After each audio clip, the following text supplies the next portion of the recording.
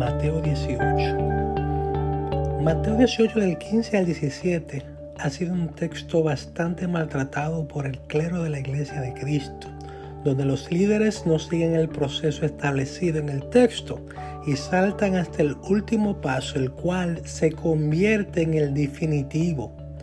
Los líderes de hoy solo se enfocan en tratar al que ha pecado como un incrédulo o un pagano recaudador de impuestos, verso 17, y no como un hermano que puede ser ganado, verso 15. Hay iglesias que por cualquier pretexto ponen en disciplina a un hermano y peor aún, hasta lo expulsan de la iglesia y le dejan de hablar. Creo que todos hemos sabido de alguien que ha pasado por una situación en la que somos enjuiciados inmediatamente y sentenciados a la excomunión. Pecamos o hacemos algo que no les agrada e inmediatamente somos considerados como leprosos, como los leprosos en los tiempos bíblicos. Basta ya y empecemos por cumplir los primeros pasos de corrección de los que Jesús habla y no lleguemos a la conclusión de que lo mejor es dejarle de hablar al hermano. Primer paso, de acuerdo a Mateo 18, corrígelo a solas. Si te escucha, has ganado un hermano. Segundo paso, si no te escucha la primera, ve y busca testigos y habla con él una vez más del tema.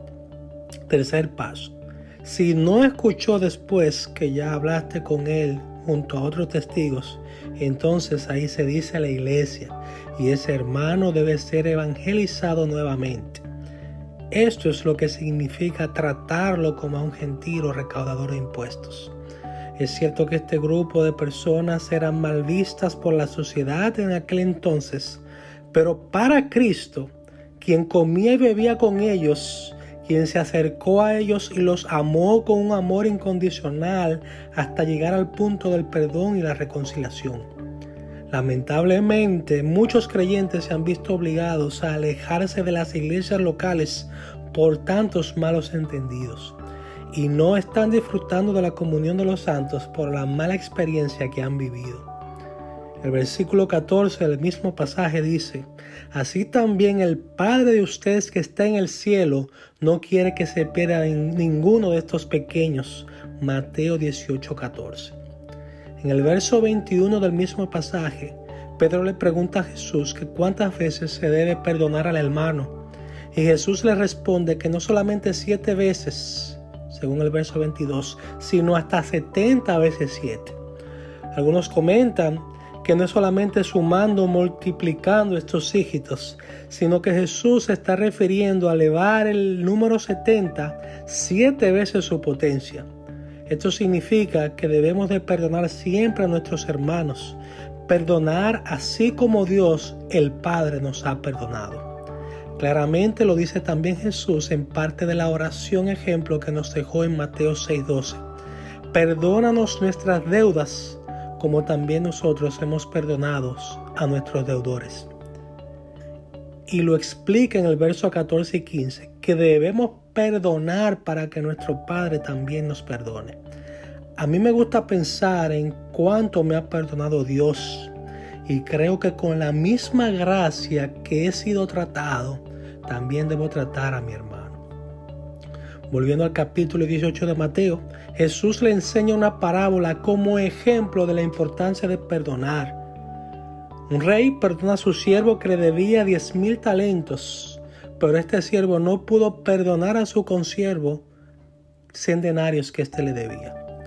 Para entender el cambio monetario de cuánto dinero equivalían ambas deudas, un talento equivaldría a 6,000 denarios.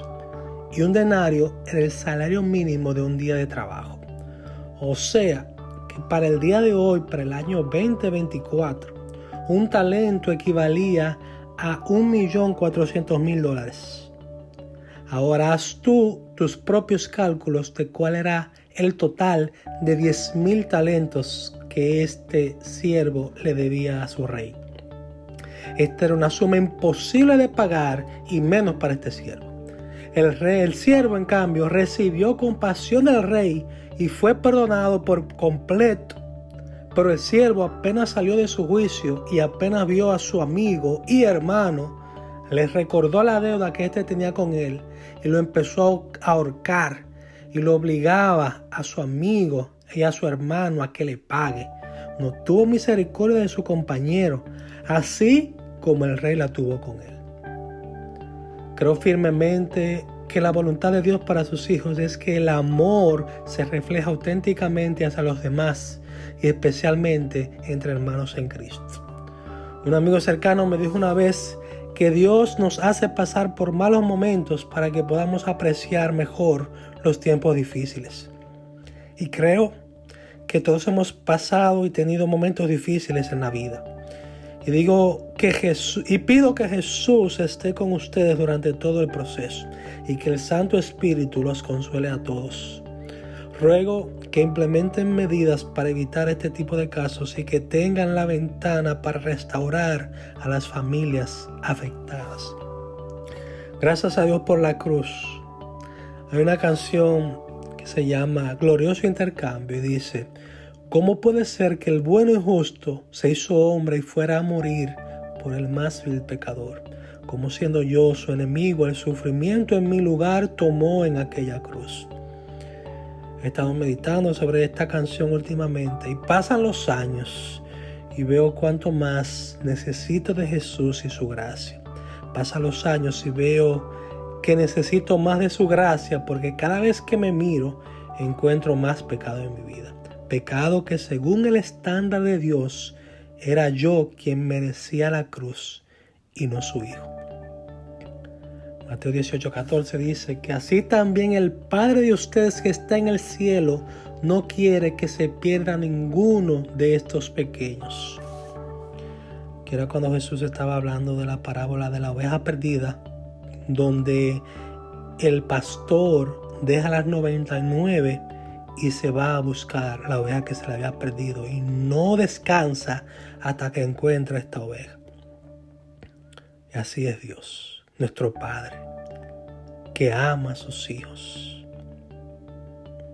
y quiere que sus hijos, que son hermanos, tú y yo somos hermanos, nos tratemos como verdaderos hermanos, que hagamos la diferencia y vayamos por la oveja perdida y la traigamos de nuevo al redil.